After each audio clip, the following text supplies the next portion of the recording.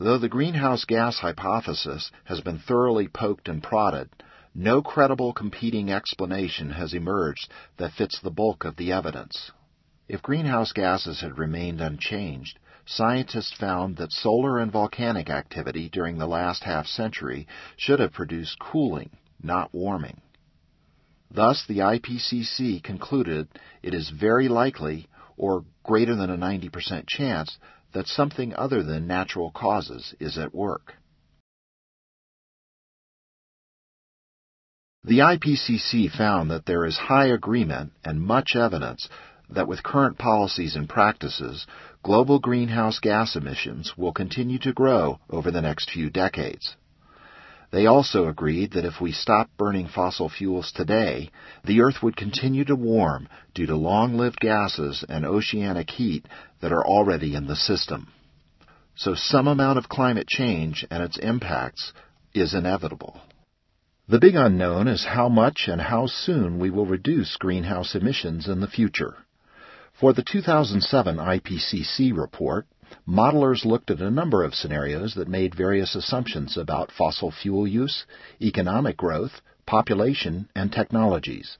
Their estimates for temperature change by the end of the century are shown in the table and previous animation.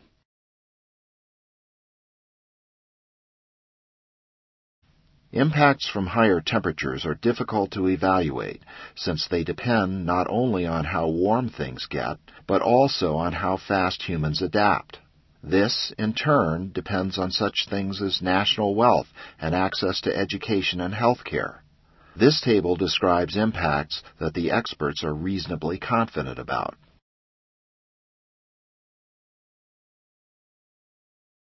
Although many statements that climate change is bogus are based on false or incomplete information, there have also been some legitimate scientific criticisms of climate change science.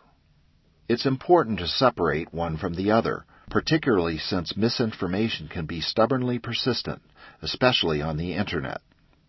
For example, you can find several websites and blogs where someone states that global warming is due to increased energy from the sun.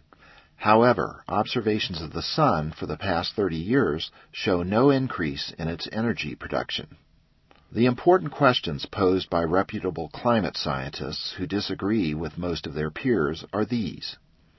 Do we know enough about the drivers of climate to be really sure that we know what causes change? Are scientists grossly underestimating the complexity of the Earth's system? Are climate models good enough to accurately simulate the complex climate system? And are there processes that will limit warming naturally by producing a negative feedback? These questions are important, and science thrives on debate that fuels further investigations. It is always possible that questions raised will lead to new information that will change our perspective. However, to date, the majority of climate scientists are convinced that enough of the puzzle is visible to conclude that the world is warming and human activities are largely responsible. On the other hand, some climate scientists think Ipcc has been far too conservative. They believe warming in the next century will be much greater than the Ipcc assessments indicate, and there is some evidence to support this. For example, Arctic sea ice is melting much faster than scientists predicted. Also, fossil fuel emissions in recent years have exceeded all but the highest Ipcc projections. Since 2000, they have grown 4 times faster than in the 1990s. Some argue that the Ipcc near-future assumptions about global energy use are too optimistic. A recent study also concludes that the Ipcc estimates were too rosy with regard to how quickly developing countries will be able to afford technologies to reduce greenhouse gas emissions.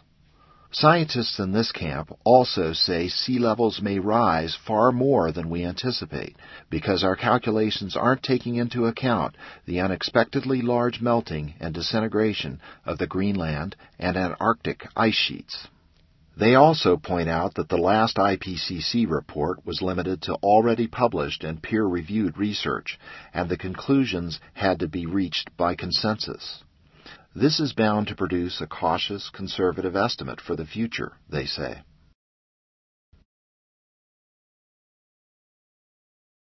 The Ipcc is a very important process for determining consensus on climate change, but there are other ways to find out what scientists who know the most about climate really think. In 2007, the Statistical Assessment Service at George Mason University conducted a random survey of U.S. scientists who are members of either the American Meteorological Society, AMS, or the American Geophysical Union, AGU, are listed in the American Men and Women of Science 23rd edition, live in the U.S., and have expertise and/or professional experience in the area of climate science. 97% of the 489 respondents agreed that global average temperatures have increased during the past century. That's up from 60% in 1991. 84% said they personally believed human-induced warming is occurring, and 74% said currently available scientific evidence substantiates this, up from 41% in 1991. Only 5% said that human activity doesn't contribute to greenhouse warming, and 11% were uncertain. So the survey does indicate the bulk of climate scientists, those most knowledgeable about the field, now agree that human activity contributes to global warming. As with all science that affects our lives, we need to be educated consumers. Do your homework, starting with the Ipcc reports. All of the reports provide interesting information, although they are lengthy and quite technical. The AR4 synthesis report is easy to read and provides a good summary of the other reports. Also look at the work from other authoritative sources, such as the NAS, the AMS, AGU, American Association for the Advancement of Science, AAAS, etc. When looking at information, particularly on the Internet, look at the source of the information. Is it likely to be biased one way or the other? If so, look for alternative views from other sources and see what they say. Ask questions. If you read something that seems to contradict something else, then dig deeper. Trace the origins of the statement to the original source. Is it a peer-reviewed journal or something less exacting? What are the credentials of the author? Is it a scientist with climate expertise?